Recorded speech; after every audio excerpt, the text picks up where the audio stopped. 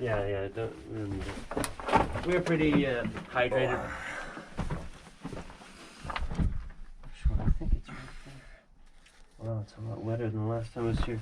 We got a lot of rain not long ago. We had flooding about a month ago that was crazy.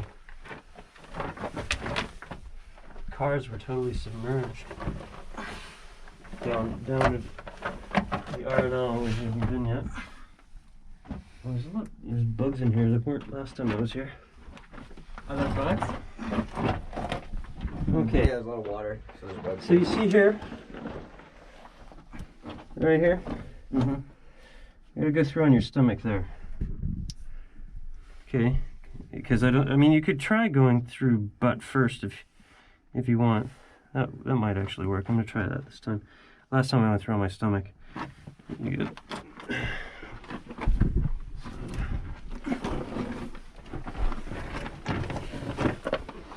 I'm glad my mom and dad is unaware of this.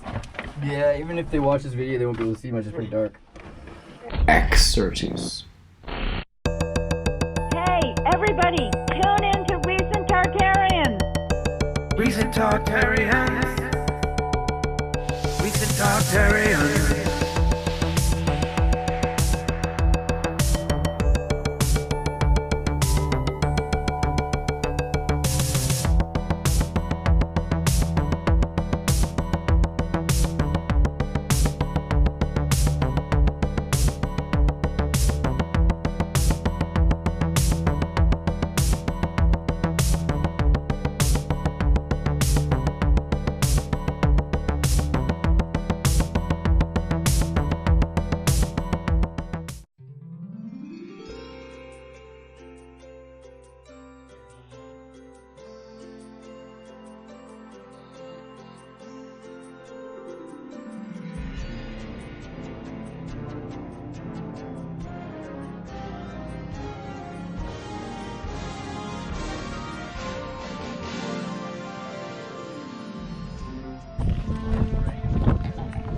Join us on another exciting adventure of Xirtus, where we join Michael from Stellium 7 inside the Tartarus.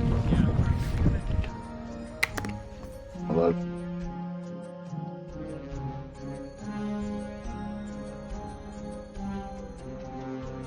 Pushing.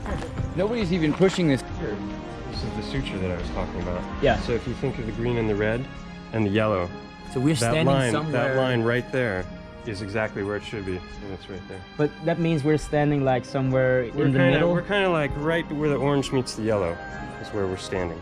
Oh.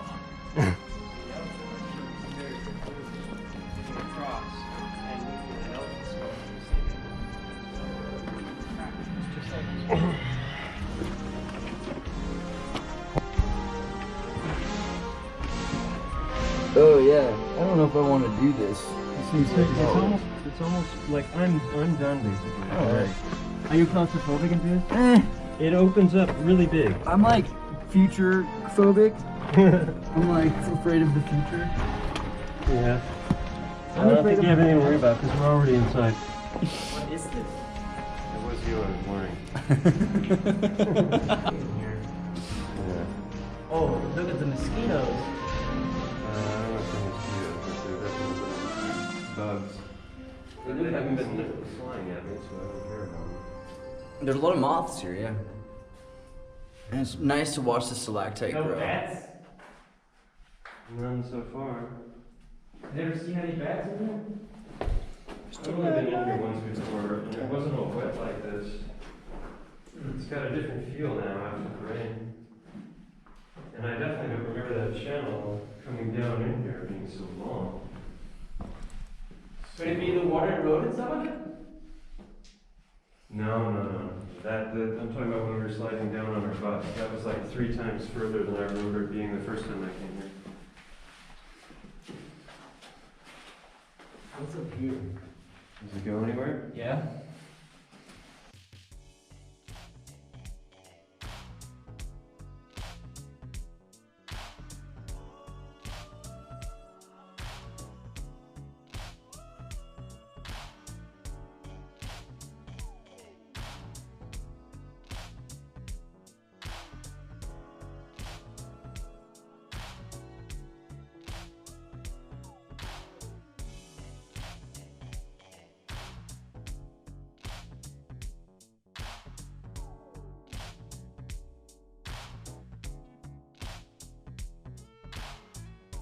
Look here, these clunks, these have fallen down, right? That's clear that there's like, you know, but where? From where? I don't know. Maybe from further up in here on top there. And so this looks like if you look in the eye socket, one of the bones kind of comes up in the back, and that's, you know, that's like here. There are these big channels, blood vessel channels, perhaps, and then they branch off into smaller channels going in every direction. So that's exactly what you'd expect with the fractal nature of blood vessels. But before I can go into that, I'll have to tell you something about blood itself. Just a moment, brother scientist. So far, your chatter on plumbing has been, elementary but harmless. But now that you've come to me, I refuse to listen further unless you first describe me in just 2 words. I can. Never mind. Professor, mention the 2 key words, and I'll know you understand the poetry, the mystery, and the true meaning of blood. Otherwise, back to your plumbing. Hey, Doc, he's trapping us. Do you know what the 2 words are? Oh, you do? The 2 words that best describe you and connect you with the mystical origins and traditions of life are seawater. Seawater? Quiet! Brother research. My apologies. You mean he's right? Listen to this learned man, and you'll hear a real tale. Seawater? What Lynn? Yeah. Not I'll be back. confusing Lynn with Lean. Oh, Lean and Len. Yeah, Lynn's miles is significant. And then Dis, Lee's here. We have Lee, Lynn, and Lynn. Oh, that's just a lot of... It's a lot of L's. Oh. Yeah. Okay. All the love, all the love. We should have Nathan joining us and Drew. That's Odin's son. He should be hopping in. He's got a bunch of stuff to share about Massachusetts. I mean, talking about Lichtenberg figures right before we started recording. oh, yeah. Look at the Vesuvius. Hey, Nathan. Nathan! Oh, Dude. you're muted. Well, I saw you. Hi, guys. Yeah. Hi, Nathan. We Hi, missed you, guys. bro. How you guys been? We've been thinking a lot about Argonite, but we want to do something with you soon on the technology of it, and its likely application in the past. I think we're seeing stuff around here that makes a lot of sense about it.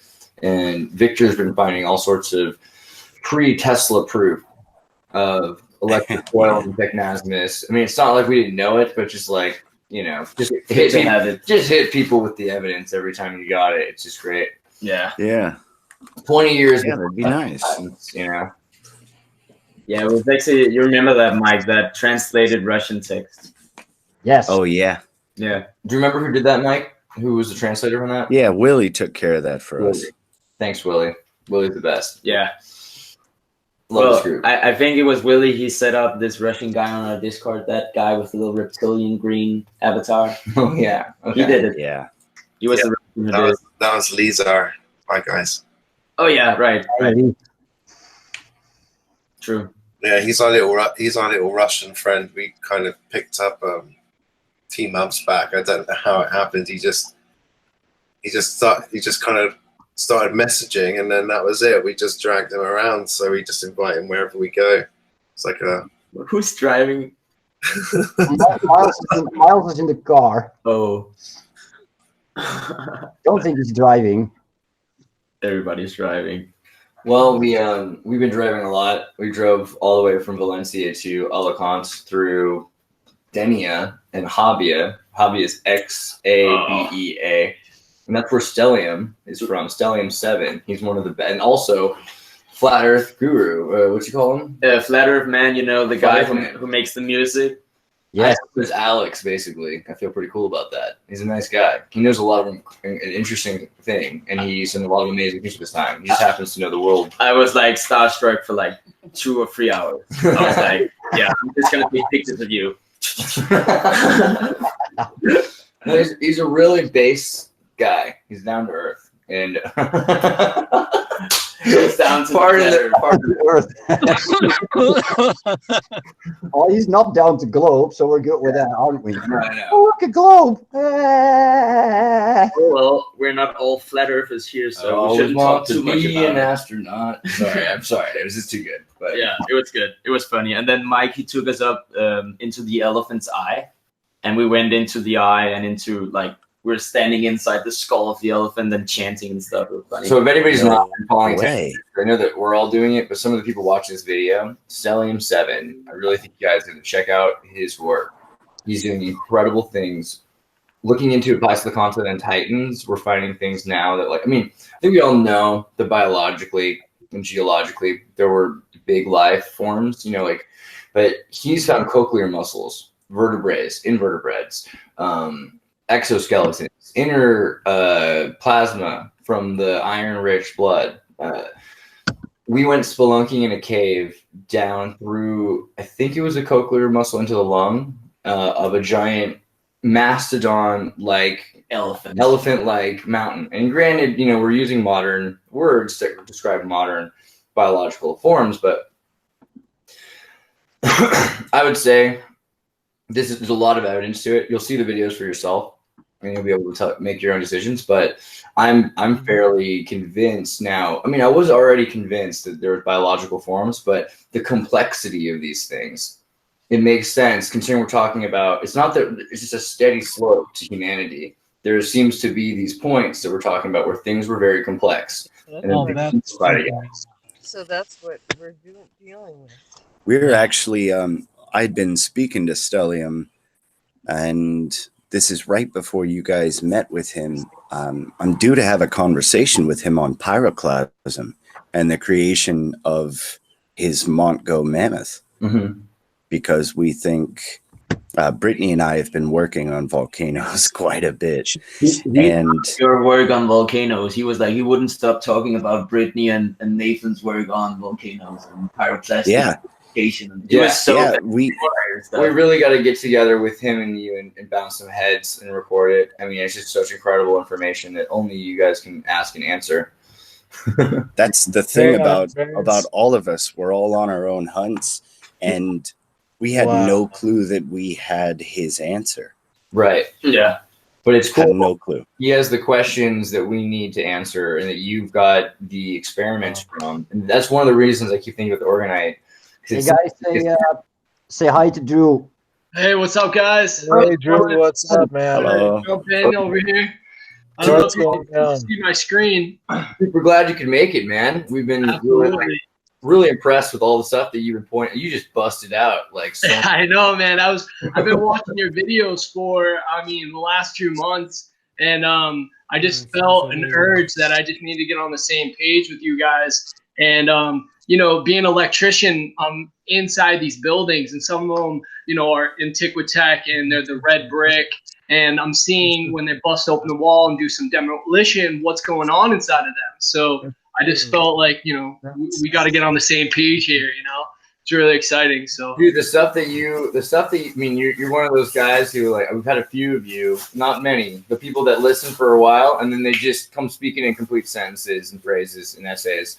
It's like really impressive stuff. I'm really stoked. And I appreciate it. And I feel like I'm on the same page with Victor on the way that he treats, the greater Tartary and the way that he views the tribes. And, I relate it to, Christ consciousness and, and I bring it back to, I think the 12 disciples is more my view, that they were represented 12 kings and 12 tribes.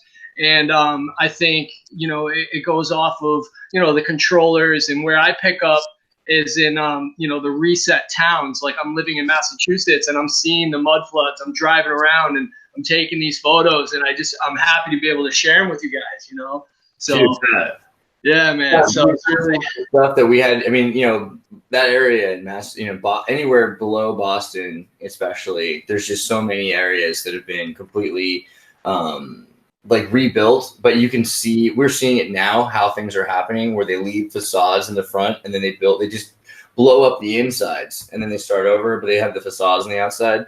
So it was crazy because, you know, we're having a hard time distinguishing anymore. Once you start getting everywhere at once, you start seeing all of the neoclassical architecture all at once.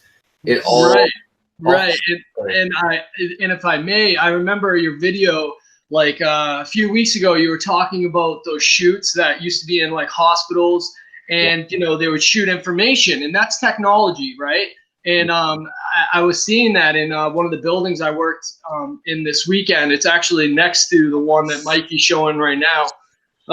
And, you know, not just that, but you see how on the top the Antiquitech is still bonded, and it even goes to some of the railings inside of the stairways.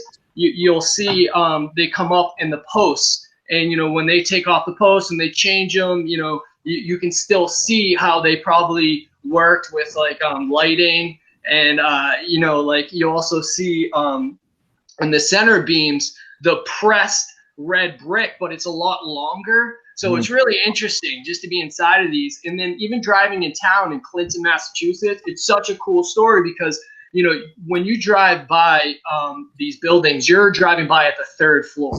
There's 25-foot drops. And especially in the town of Clinton, you have a Russian museum, and people, you know, you ask them, you know, just ask townies, like, why do they have a Russian museum here? And they'll say, oh, because one of the original owners of all this, you know, the big red brick factories, he traveled the world picking up Russian statues and art. Well, I don't know. That doesn't make sense to me. I feel more as he found the items in his building, you know, in the buildings, not just that building, because, you know, this town has the look. It has it in it. It has the, you know, as Victor was saying 2 days ago, he was saying how the Tartary is more of like plain and red and yellow brick, and Phoenicians has more of the ornamental, you know, statues and gargoyles and all of that. And you see that plain red brick, but it's made to last because this town was just so mud flooded. And later on, I can show some pictures if you want. I would definitely like to do that for you guys. Yeah, totally. Even just looking at some of the pictures you sent earlier and some of the stuff that Mike's showing while you're explaining, it's so crazy. Looking at, I mean, the height of the mud walls, the style of the brick, and yeah, that's a mind blowing little bit there about the world history collector. Yeah. If he turns to the right, if he turns around to the right, I was working on the top of those roofs right there. Wow. And I have the view from the other angle, and just looking over, you know, all of Worcester, you can just see how, you know, even the DCU center is in an octagon. They use all these type of, you know, stars all throughout their buildings, and the copper on the top, and the Antiquitech on some of the churches. It's insane. And they have, if he turns a corner, if he goes up the street a little bit, there's going to be this big church that has these huge flower of life, and the cymatics that must be in that place, huh? Like, it's just beautiful. But yeah, so let me share my screen if you guys want, and I can show you some of these pictures. Please, totally, please.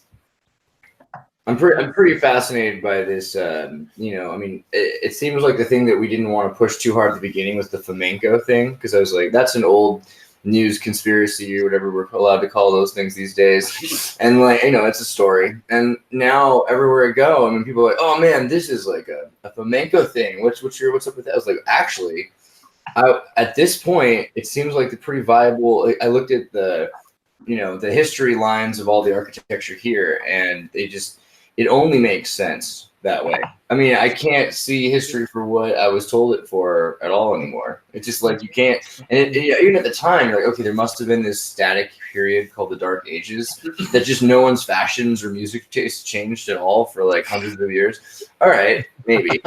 But can you guys see my my screen? Not yet. You have to click share full screen.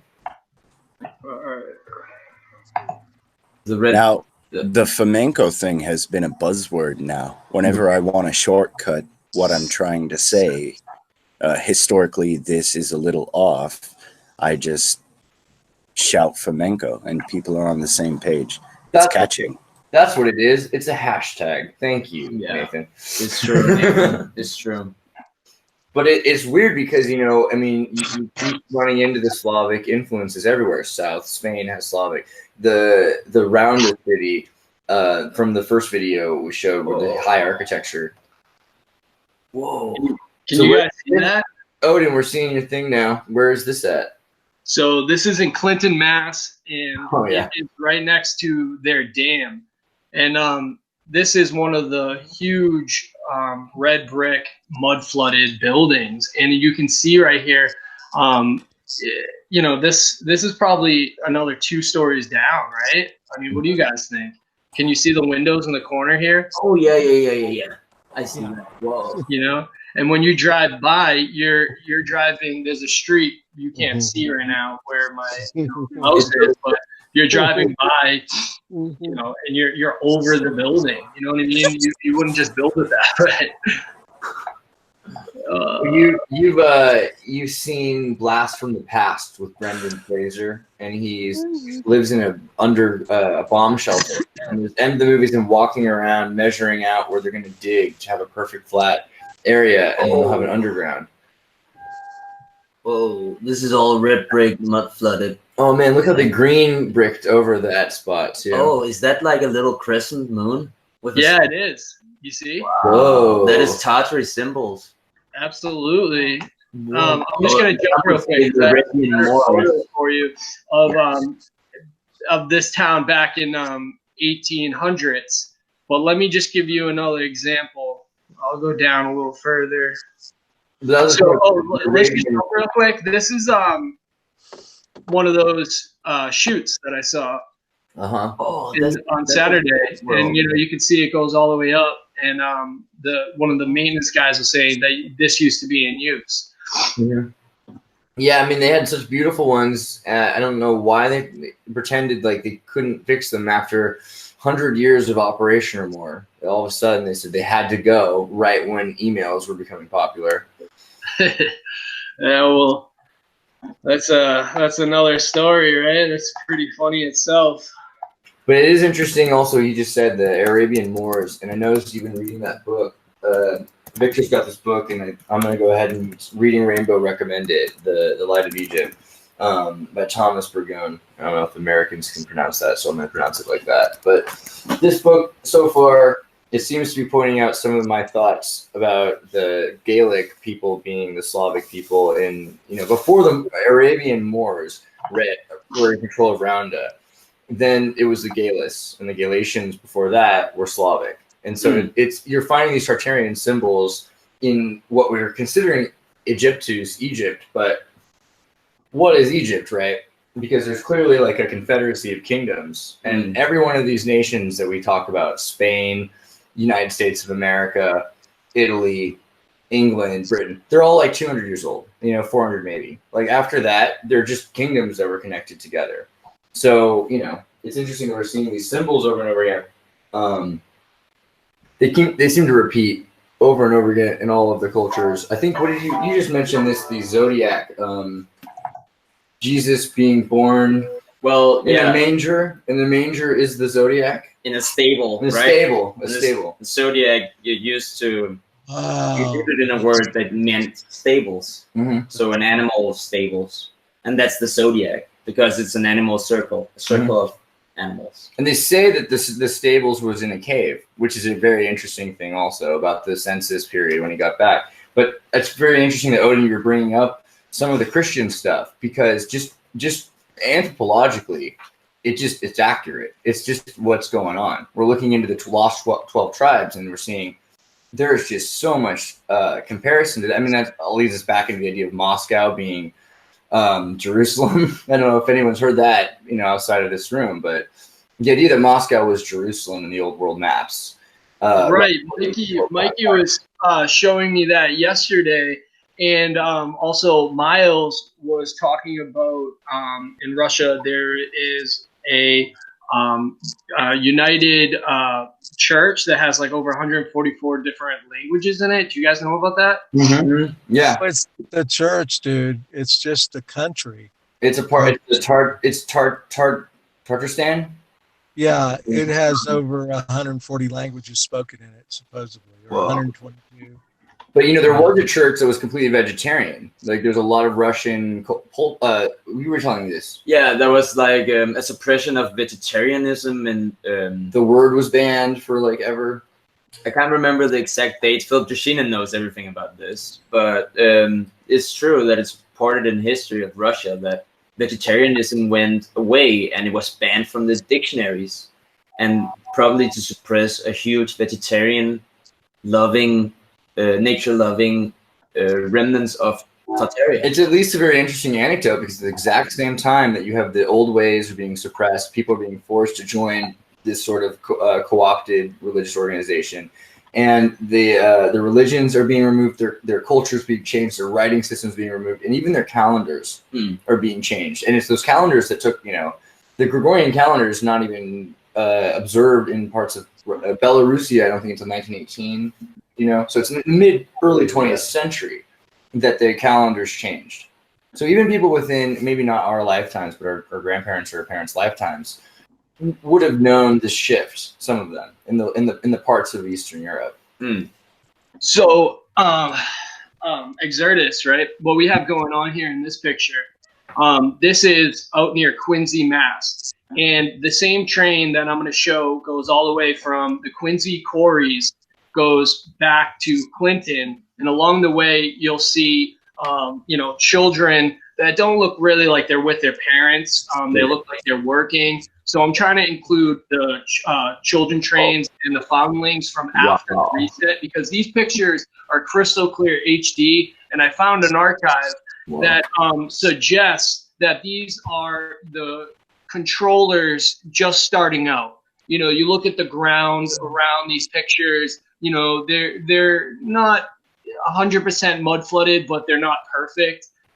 You can kind of tell they're kind of just exploring, because we'll see on the way back, they're looking at some tunnels, and it is suggested in the mainstream that there's catacombs under Worcester, Mass, and throughout Clinton in these big factory towns. And they call them catacombs. We call them tunnels. Maybe they say that because there are people buried under there. I don't understand that part of the story yet. But as we look through these pictures, you guys can talk about them and have suggestions, Yeah. I mean, I think you're definitely on my same train, my same foundling train.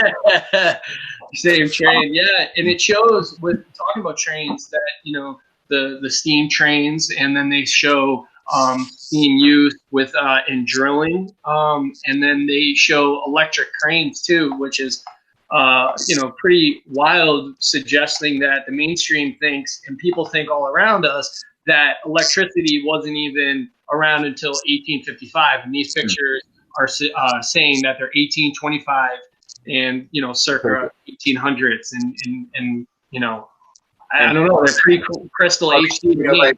By 1750s, I think it was. I think it was before 1791. Sometime Benjamin Franklin, and his creation of the patent office, had done the lightning rod. And we're always thinking of that as this way of grounding a house from being from being hit in a lightning storm. It was basically the precursor to, or maybe even like the propaganda to make people not think about aerostatic electricity. Remove the technasma. Right. People think that these are electricity is dangerous, right? All of those stories are about how dangerous it is, really. Except the kid with the key. They even say that lead paint is dangerous, and I think I've heard you guys suggest that you think otherwise, because when you look at these, Antiquitech houses and buildings, when you look at the paint, and behind them they have a metal grating, so the paint's even bonded to the bonding in the building itself, the inner workings. It's part of a machine. That's what I'm saying. Well, of course it's dangerous. You can't get 5G radio signal through the lead paint. I mean, that. Hey, Drew, can you tell us about when you're tearing things out of those houses or whatever you're doing? Yep. Do they have plaster work in there with latting, or Well, I'm in commercial buildings, so I'm in Oh, okay. I bigger thought you were buildings, doing some. but I have been in old, 1800s, early 1900s residential houses, and you see horsehair walls. But I'm saying in the commercial buildings, you see like a metal meshing that's like on top of the red brick, and then it's metal meshing, and then the paint. Where you would usually see sheetrock, you see that like kind of really close to the red brick, and I'm suggesting that metal meshing, or at least aluminum, is going back to at least a bonding site that probably has inner workings that goes up to the Antiquitech, because the building that I was on Saturday, it was suggested that it had a vault in the basement, and you couldn't go near it, and it said that it was from the original. When they built it, it controlled all the electricity for the whole block. So what that's saying to me is that, at least they're collecting atmospheric electricity together as like electric city, that idea, and using it for the function of lighting, possibly, elevators, possibly. Something we're seeing is these mirrors. Have you seen these stone mirrors? Like all of the buildings have these like shields being held up. I can show you like quickly. Imagine like these old mirrors, and we used to think that iconoclasts had removed the shield's place, because you'd see often these empty mirrors. Xander and I were noticing that. You want me to end sharing? Switch over? No. Just keep. Yeah, I can show you. Like, okay, so here's the top of the Flatiron building. It has a huge plaque. It's like a stone mirror. And okay, here you see it again. Zoom in a little bit there. Oh, wait. So the stone mirror. You guys see that? And then okay, it was just a phone. And then the Flatiron building in the 1900s is sending an illuminated signal or beam of light out of the plaque, or somewhere very close to the plaque. And if I could I have some more pictures of plaque lighting. Sort of like, in second Brendan Fraser reference of the evening, in The Mummy, where they shine the light at all of the different mirrors, and then they make like this, from one building to another, they make all these paths of light, just unilateral luminescence from one. I might have to find that for, oh yeah, here. If I could share my screen.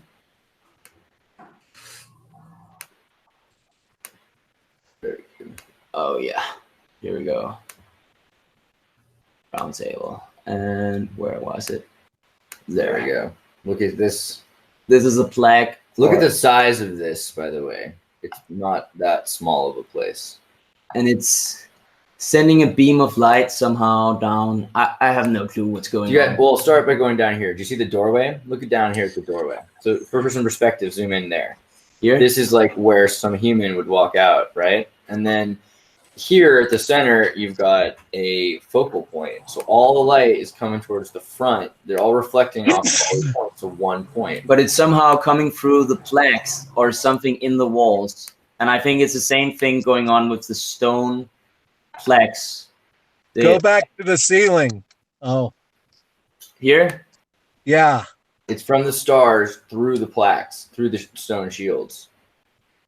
So when the weather aligns properly, or the astronomy is correct. And if you think about what we just read about, that inventor guy who made telephone lighting, light telephone. Alexander Graham Bell's photophone, is that what you're talking about? Yeah, photophones. Before the regular phone, right? Again, I'm glad that we're talking about this because it's been a while, so anyone who hasn't paid attention to our original episodes, learn about pantelegraph machines, photophones. The 1800s, they had scanners. They had scanning fax machines, essentially, that worked on pendulums. And then the photophone worked by sending originally sound recorded in light, the variance in light. And then they were able to send actual images. And this is what, before there was the radio, there was Tesla's garden project where he was sending images of himself back and forth. But he didn't have the patent because he you just a day after Graham Bell. You just explained holography and just in a different way. Yeah. Not different enough to get a patent, though. Where are the diagrams for the letters in that photo? I have it somewhere, but I'm looking for some of the other black videos or things I have, because I had one more, so I'm bummed out that I cannot show you that. But I know I have it somewhere, so I'll find it for the next. It's interesting also in here. Yeah, I'd love to take a look. Odin was just showing this water tower looking silo, like a brick obelisk. Look at this lance, though. Ooh. I like the outfit. The lance. And we know that is a gun now, or a weapon. And he's not just going to do a tournament with a lance tournament with this. Dude, these guys had some cool weaponry, man. They did. They did. Also this one, look at this. I have no clue what this is, but it is somehow a resonating or steam-powered thing, like a staff. These weird things going on. I have a question. It might be a bit off topic, but I've been interested in this for a while. But water mills, we've got a lot of those here in the Netherlands, and I wanted to ask if anybody knew anything about like water mills connected towards Tartaria.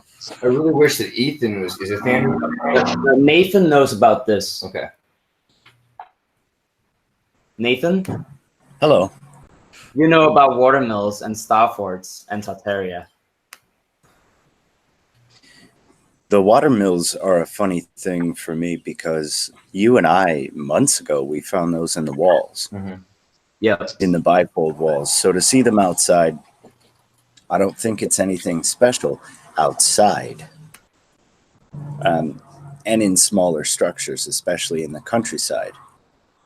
A simple machine, I would say, there. But I've been wrong before. But we found out, Nathan, you remember that diagram where you saw that there was these water inlets and the star fort takes in the water and then uses the water pressure to do mill work, basically. Also, exactly, yeah, that's the one. The removal of a lot of these older, larger water mills, which you could also consider mercury mills. There's some evidence there are mercury mills. Yeah. But the achnasmus material of the copper coil wrapping, all been taken out of most of these. Not all of them. And so in San Francisco, there are 2 giant mills that are still considered the biggest in the world in terms of windmill technology, but they're right by the sea. And they look like windmills, but they're connected to an underground system, and then they rotate. So I think you'll find windmills and water mills often had similar technology. Wow, look at this. Oh yeah, this is Monsieur's solar machine. Mm-hmm. It was reportedly able to turn water into ice in minutes. Wow. By this effect. Can you guys share my screen real quick? Yes. Looking right now. So this is a tunnel, and they say it's an aqueduct. And it just look at the brickwork. You know, it's pretty interesting because all through Massachusetts and this area that we've been talking about, Clinton, Mass, you see these mills. And the first thing after the reset I found is that these controllers immediately went to go and build this dam to control, the water and I believe, to make free energy. And you're saying there's all these tunnels. And, Martin was talking about tunnels and possible different uses for them. And I just look at this picture and I say to myself, like, how far does this go? Does this lead to an underground, like area where people could stay and live and protect themselves in a reset situation? I know it's a little off topic, but that's what No, this is perfect. I have an idea. And this idea came from Wise Up. What you're looking at there is an arch and tunnel that predates the rock around it. What do you think? Oh, wow. Oh, yeah. Yeah. Perfect preservation. Okay. Following Lahar's Here's- pyroclasm. here's- The mountain came after. The mountain came out. Wow. Okay, here's an interesting one because actually a few days ago I heard something quite funny about human remains being found in 4 million year old rock. Right here, guys. You also heard that Look at this. In that's Mars. in archaeology on Google. Yeah. Is that like biology? Petrified biology? Well, I'm saying that this is a face, and it kind of looks like two giants like laying next to each other in the quarries. And in the archive, they wrote literally circa 1800s giants in the quarry. Whoa. It's getting too real, man. Getting too real. There's just so much evidence of being sophisticated things. Okay, really quickly, I wanted to ask you. You were doing some pictures of brick obelisks, right, Odin's son? You had something. Can you show that one you had in a second?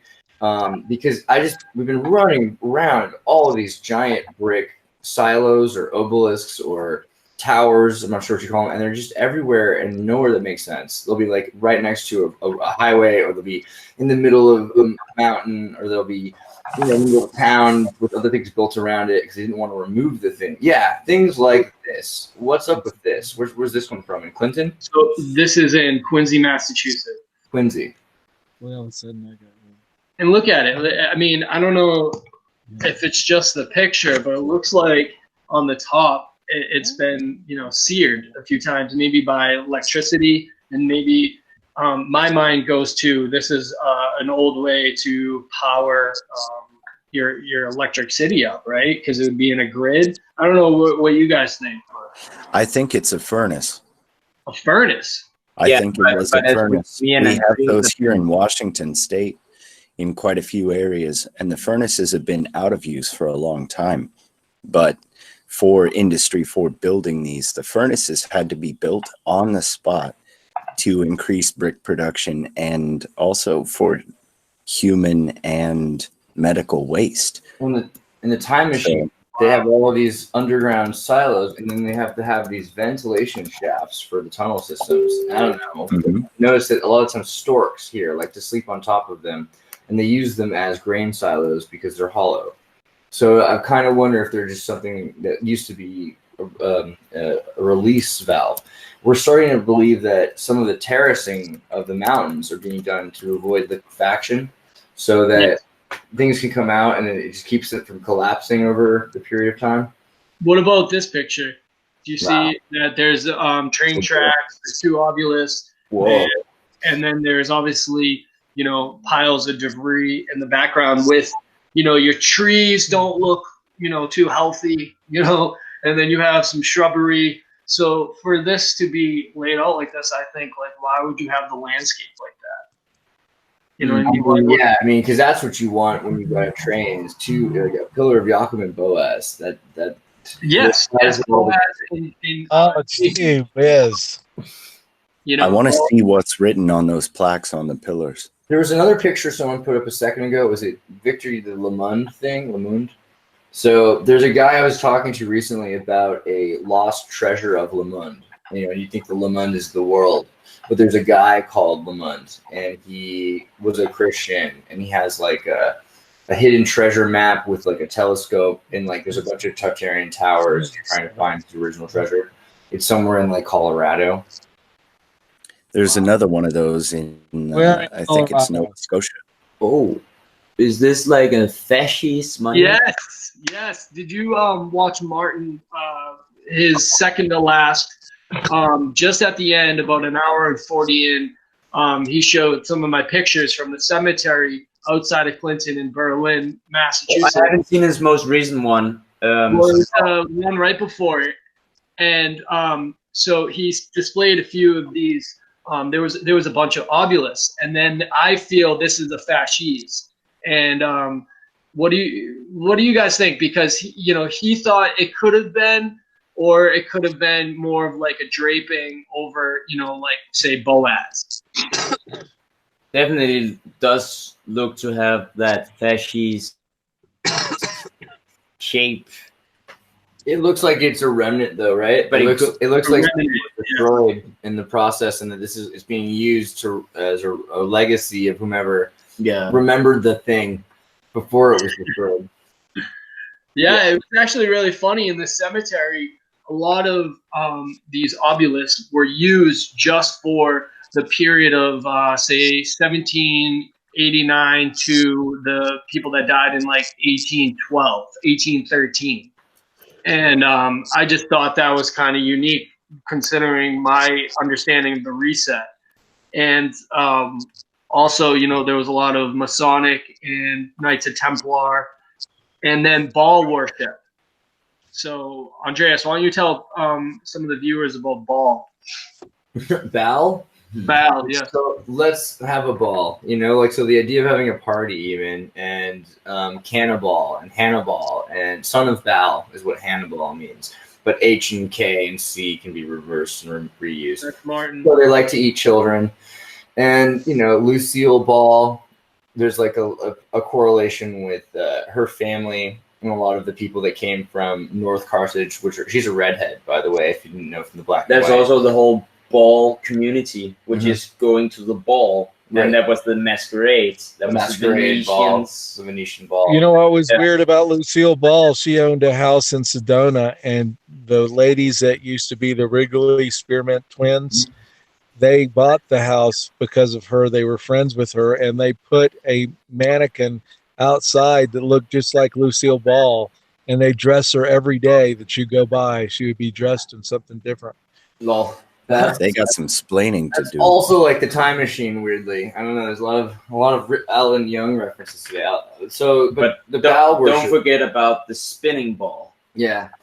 So you got the disco ball. So now, and the light that reflects off of it. But Baal worship, a lot of the time, has to do with child sacrifice and it's Mars, right? It's Baal, is Vulcan, is Moses, is Mars. And he requires blood sacrifice and mummifications rituals. And Lucille Ball, Lucy.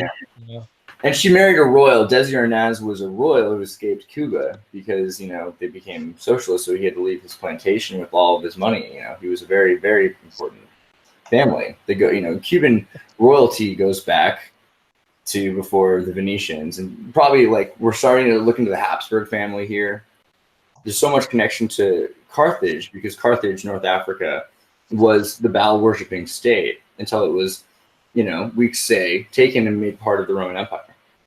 So now they love to sacrifice children. Lee and I have been following this channel that just got into the Habsburgs and how they named their son Otto and then disappeared after they had been at war with the Ottomans for how many hundreds of years? Right. 700, arguably, unless you don't believe in time.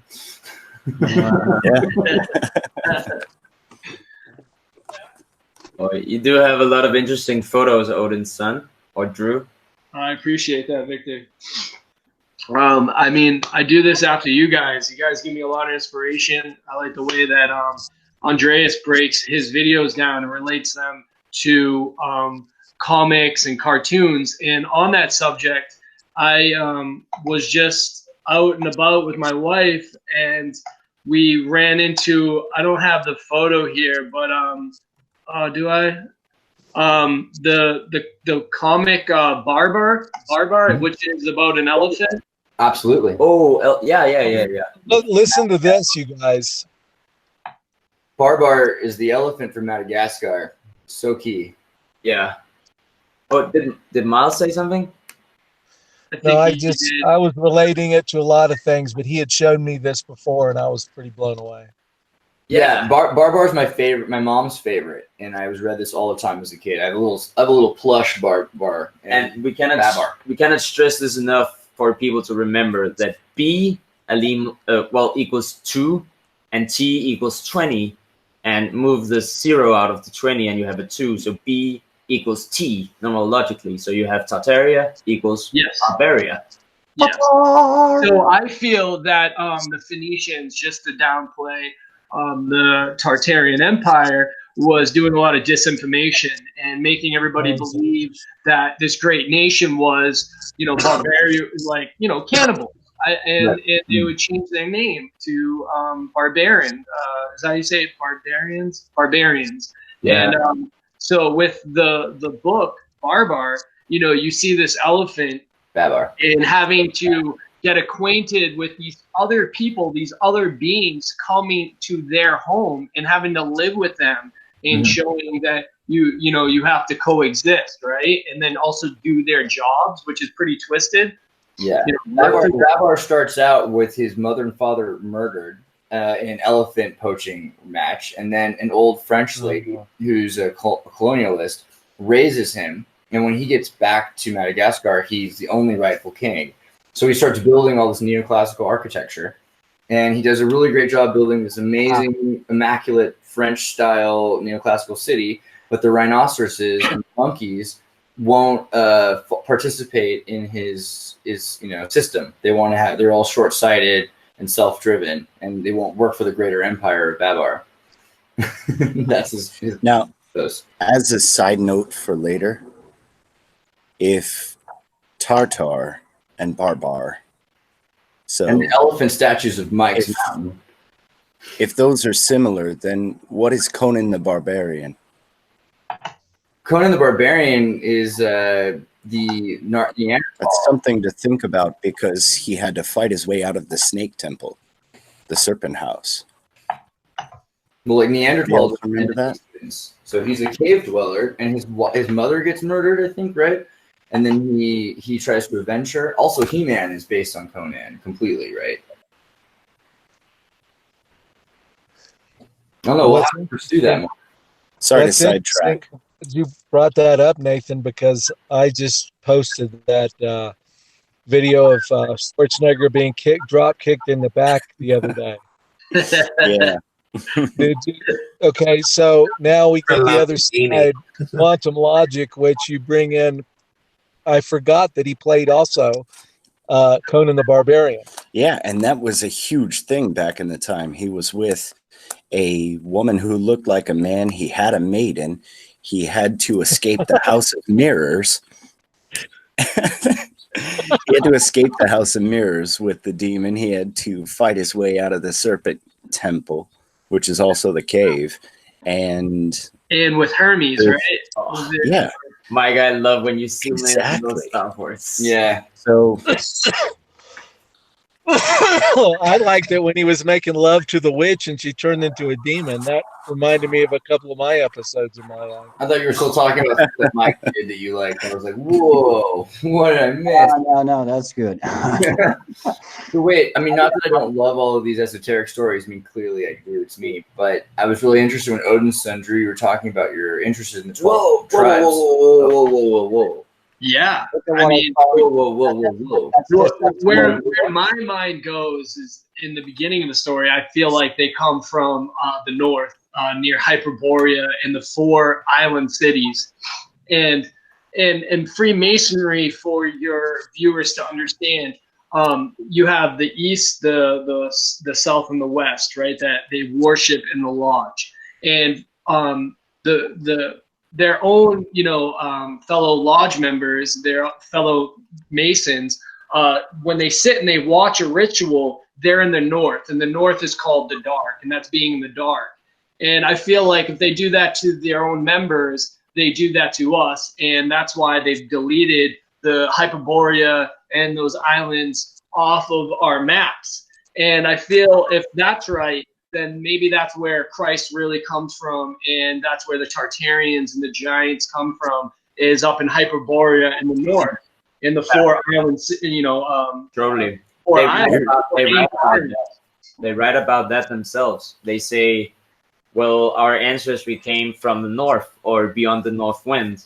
And that guy, Olaf Jansen, that wrote about his travels with his father to the North Pole, he meets Tartarian-looking giants, and they are depicted as like Chinese but Russian-looking, very tall. Red hair? Did they have red hair? Wouldn't you know it?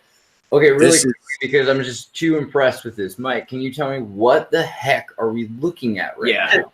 If I knew, I would tell you. I mean, it's a movie. It's a mechanical star fort, right? You just showed some gears. It looks like one of the moving windmills you've got. I mean, plus it's got an electric tower. in the center, or some sort of a metal tower, excuse me, that could have electricity pass through it if it wanted. I think it's a crane of sorts. Yeah, I think there are 2 cranes down there, or 3. Okay. So they're cleaning it up, maybe? Is that their story? It looked like it's a new structure of sorts, but I found this earlier today, and it immediately reminded me of this one. Yeah, totally. Yeah. Totally. The Dio Castle, man, with the moving. That's like the Like a clock. We don't know whether these are moving. We have only found like those I found that where they claim they're moving. Right. Right. We have the blueprints and the diagrams that you had on the show last a few times ago. Who? I said you showed some diagrams of them moving from the Virgin magnets, you believe? Yes, that looks like a magnetron. With 16 candles, those magnets really work well. Crazy. Yeah, it's the same principle. Yeah. Isn't there someone in the United States way back that used the Virgin magnets? Yeah, that's Ed Leedskalnin, the builder of Coral Castle. Yes, Coral Castle. Yep. Yeah. Yeah, can you show any more of those, even if they're like older pictures or even just sketches or drawings? We will. Yeah, someone can pull up.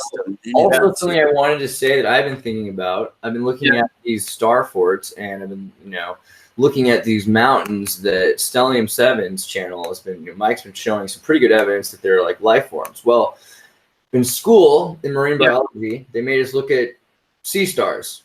And I don't know if you've ever seen a giant sea star, but I have. They're at least about this big. I think Victor, you said you saw a pretty giant sea star. Yep, in the Galapagos Islands, I saw a pretty giant sea star. And you know what they say, as long as they live near the volcanoes, they can grow to be giants. That's what they teach us in school. But you could have them be so big, they could be larger than what makes sense to you, like maybe a kilometer-sized star that's biologically formed.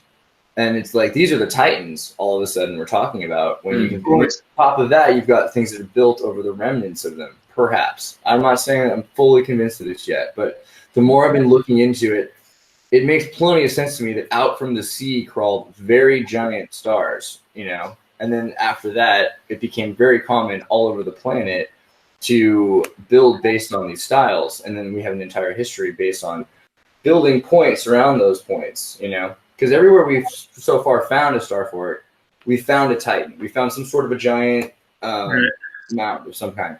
And it works the same way back. Every time we find like a titan, we seem to find a star fort. It's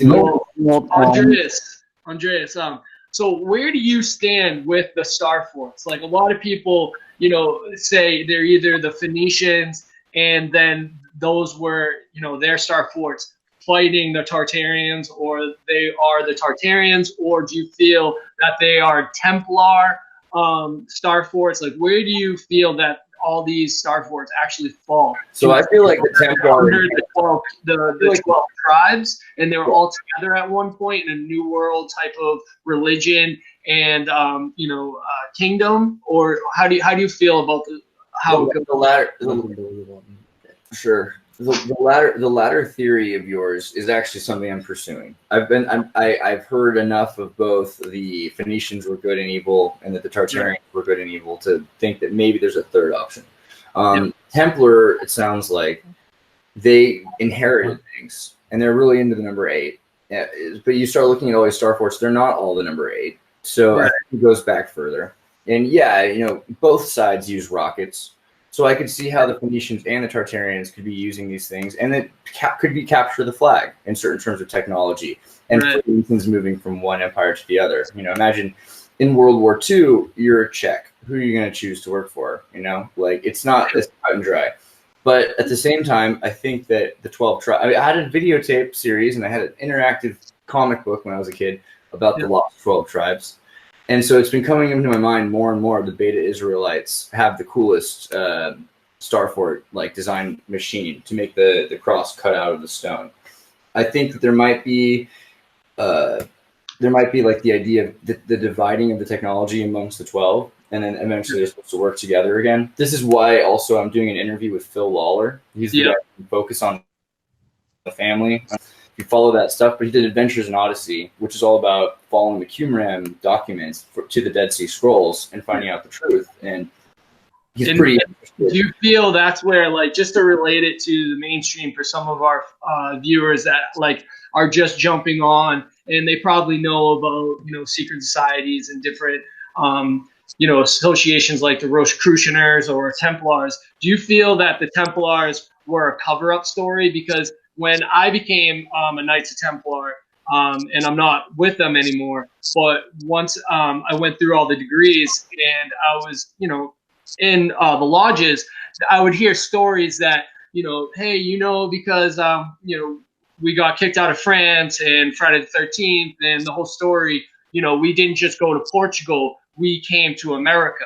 And, Right. you know, and that's, I always felt that was a cover-up story for what was really here. The 12 Well, tribes. Odin's son, you have heard about the Vikings predating the Columbian crossovers. Yes. And the Vikings, the VI and kings, VI is 6, so it's 6 kings. And that relates to the Hyksos people. Mm-hmm. And they are so similar in style, in what they did, in mannerisms to the Phoenicians. They're basically if you look at their boats, something they they were have the the Jews. same things. Something they were the Jews, because there's a period in okay, Egypt yeah. where the Hyksos were in control for about 100 years, and then they were kicked out of Egypt. And it's a lot of there's a pretty decent, compelling argument that they might have been the Jews that Moses was associated with, that were in power and then were removed.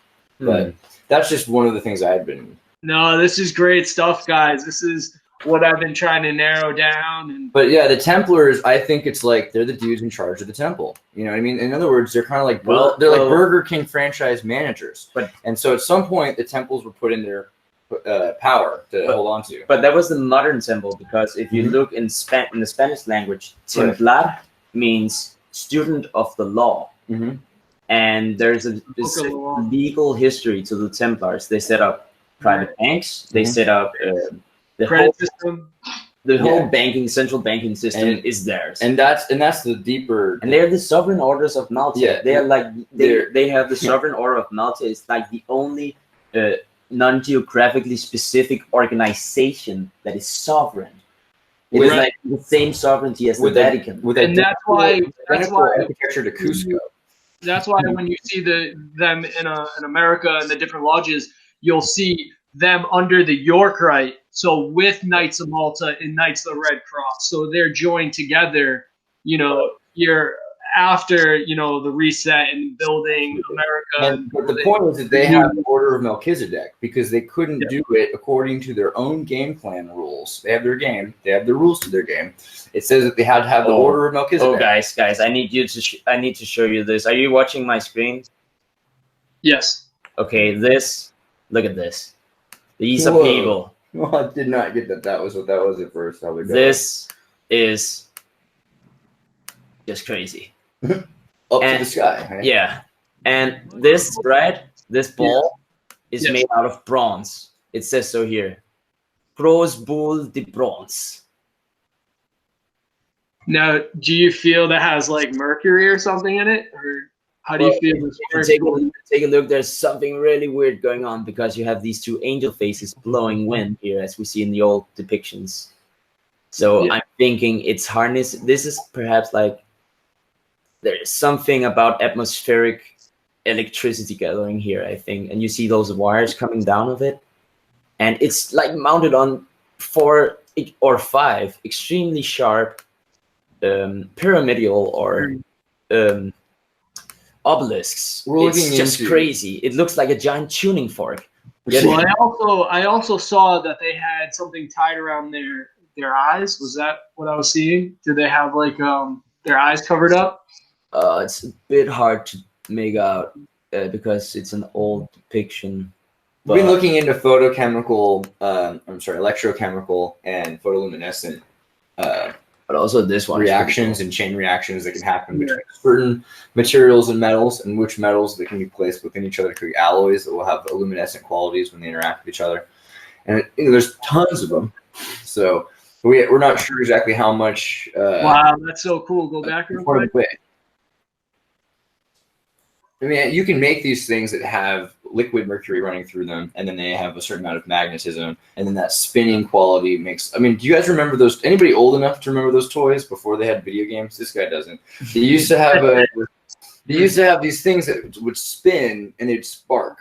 I had one when I was a kid. It looked like a lawnmower with a butterfly plastic net over it, and so as you went by, it would just spin and it would make like Flintstone sparks. So it would just create this just like what is the toy called? The new one? The Beyblades? Yeah, the new ones are called Beyblades. You pull the string and it spins and the friction shoots sparks out. You know, so it's a certain amount of energy that's being catalyzed. So if we had something like this that was attached to running water or the wind in the city, I want Drew. You had a request. What was it? Request? Oh, I was just asking to look at the picture they were showing. There was 2 more in. Oh, here? Yes. So is that showing a fountain, so water being used with Technasmia? There's steam coming out of these balls. Yeah, there's steam coming out of the balls, and it's just... It looks like a pressurized steam. This is essentially what the nuclear reactor model And I also want to point out how whenever they do art on these fountains, they have all the tech incorporated inside the art. It's so like they are masters at hiding. They really are. It's also like beautiful, right? It's great to look at, but you can see the alchemical process that goes into this. That wall around it looks like the Cray computer. Look at this. This is like, what does this remind you of?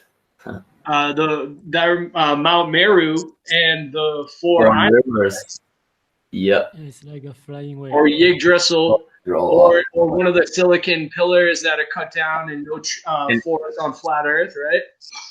Yeah, but Andreas said like they're all slightly off, by the angle, and that is they make like an X if you could like flip it a little bit like an X, and it's not perfect. So that's where like a lot of people don't understand. That's where you get the cross from, right? The waterways inside, the islands. Just referring back to that for a minute. We see the cross with the water coming in the 4 Angel Islands. Yeah, and then you'll have Mount Meru in the middle. That's what it reminded me of. Yeah, definitely. Also me, and you see it on a lot of things. Like it reproduced like everywhere, as Martin shows. Yes. And yeah, look at this. Oh, wow. This is like a lighthouse, Mike. So have you guys gone into lighthouses any more than Mike, did you get the picture we sent you of the little lighthouse? I better send it to you. Because I remember Andreas saying that like every lighthouse you guys look up and you want to go to, they won't let you in, right? We just went to this gnarly lighthouse we couldn't get into that had cameras everywhere. It was on. It was like the place looked really brutal security-wise. Like it looked like you were escaping East Berlin in the 70s. But once we got around the cliff where we could see literally to the edge of Ibiza, which, theoretically is impossible, but I digress. You get the point. Anyway, like we could see the lighthouse's whole back area where the building had been built on an old temple and then they had closed it off. And there's a pretty much abandoned looking 1800s building next to it. But everywhere we go now, we're finding to the point of afterwards, there was a lighthouse in our room that we stayed in. It was like, okay, like we're supposed to be looking into these way more. But there's a neon green oxidated copper one in Dania. Or was it Havia? It was Havia. Havia, yeah. Dania, no. Where's the one we visited, or the one that was across the ocean that we'd have to go to? The green one or the white one? Are you talking about? Oh, I'm not quite sure. The point is, there's lots of them, and they're really fancy, and they're all very old, and they look, really wide and thick, and they don't look like. I wanted to show you guys something quickly. This is a courtyard. It's very interesting. Has like interesting finial here. Oh, the XP. It has like an interesting tower here, and it has like this really weird causeway up here. And then when we read D it says something about binds the vapeur, so steam-powered electricity. Wow. And this Great is find. Great find. This is the steam-powered electricity. Something going on here. So this no is big very deal. old. No So big that reminds me of like it being bonded. If you look at where you were just at, you know, and it looks yes, that reminds me of like something being bonded and electrical. Oh, what a coincidence! Well, it's good to have an electrician to say that. That's how my mind's going, you know. Totally. Yeah. Because you know, you guys were talking about Mercury and some of these orbs, and I was thinking of their function and use, and how it would be set up in the building. And I was thinking that there would have to be copper rods going down them, and I was just kind of thinking, like, did you guys get into any more about the Mercury, like how long it would last? Well, think about the thermometers, right? So mercury is great.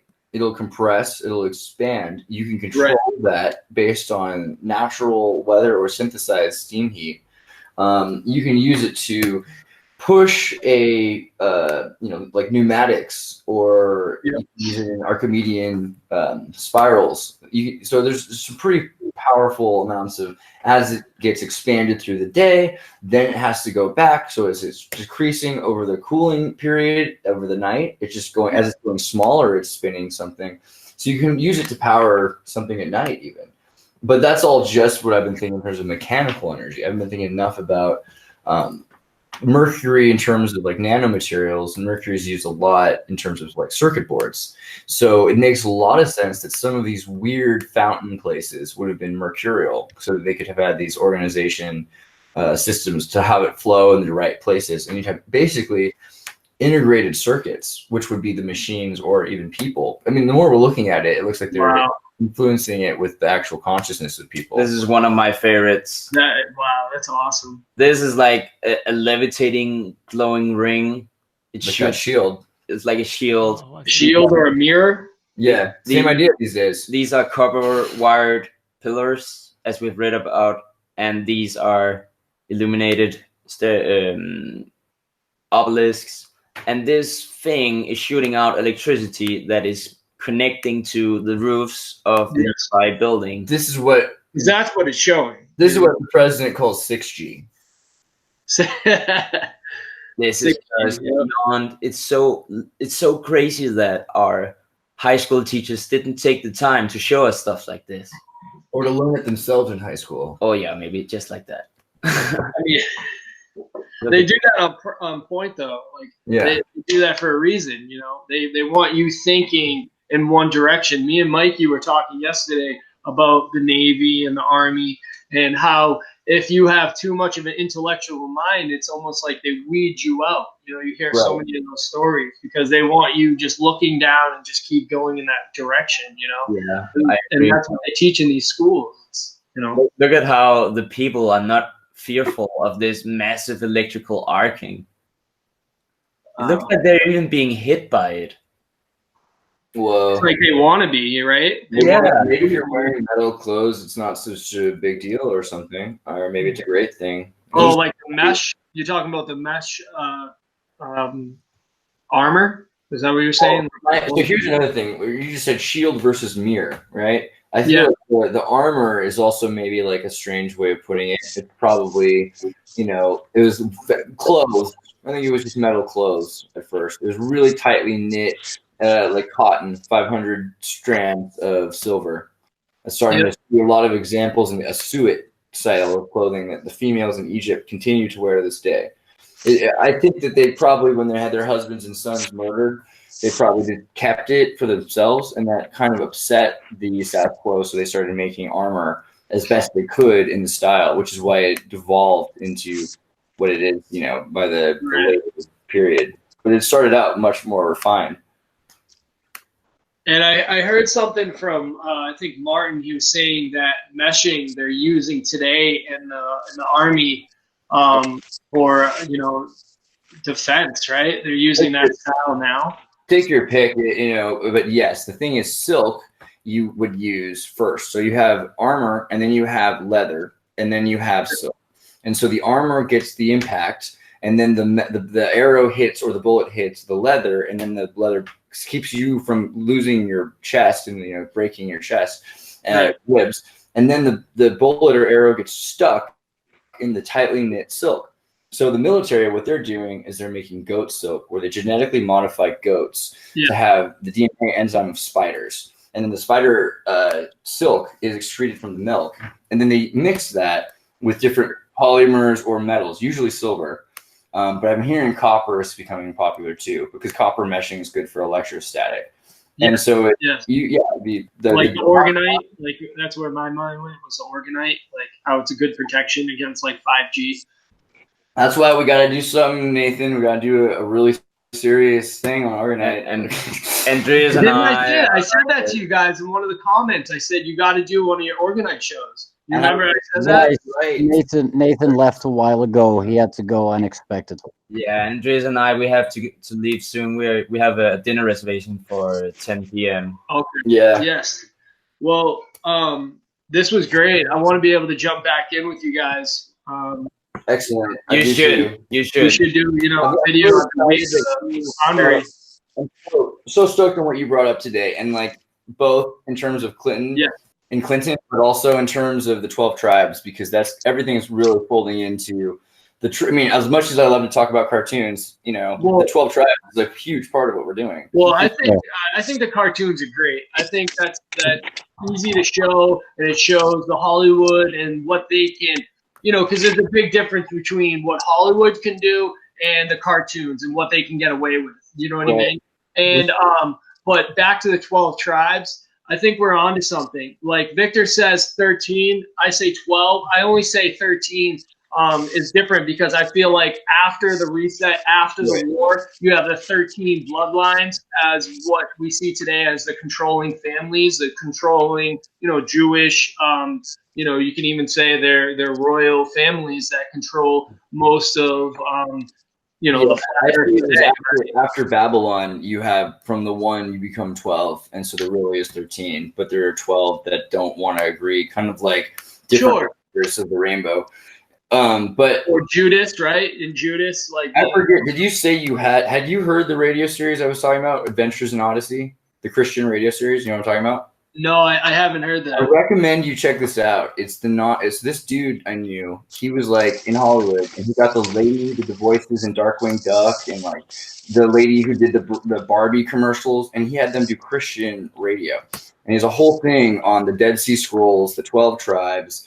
Yeah, Adventures in Odyssey, and his, the Iliad, Homer, Odyssey, Jason, and the Argonauts all worked into it. So it's a very weird, interesting series, and I'm pretty sure it's not evil. It seems pretty positive, but check it out yourself, and I'd love to know what you think of it. Victor. Yeah. Do you remember that episode from the observation deck where he presents the quote-unquote biggest star fort in the world? Yeah. You're looking at it. Yeah, this is the biggest star fort in the world. I don't think it is the biggest, but it certainly is a biggie. Wow. Hey guys, sorry I got kicked off there. Oh, I was wondering how there were two of you. Okay, guys, you might want to go on without us because. One more thing I want to show you for probably next week. But just real quick, Andreas, what were you saying about that radio show that you wanted me to check out? Link to it. It's called Adventures in Odyssey. Okay. I'll send you a link to it. Especially these older episodes. They go into the Dead Sea Scrolls, the 12 tribes. Yes. All kinds of Tartarian stuff I'm starting to realize, because it all takes place around this like building that was a Tartarian ruin, and all that's left is one tower wing of it. I mean, the whole thing is really weird. But really, and it came out like 20 years before The Matrix, and they have a Matrix augmented reality simulator for Bible adventures in it. It's gnarly good. But I got to check it out. I definitely will, and I'll come back on our next meetup, and I can definitely show you guys what I learned from that and joining in with our research. Science and history. Yeah. Excellent.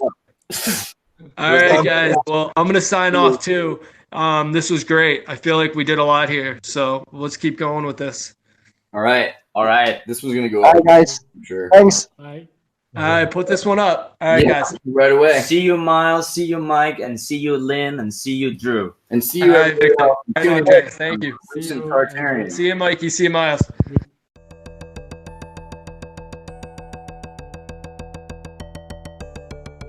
Hey, everybody, tune in to Recent Tartarians. Recent Tartarians. Recent Tartarians.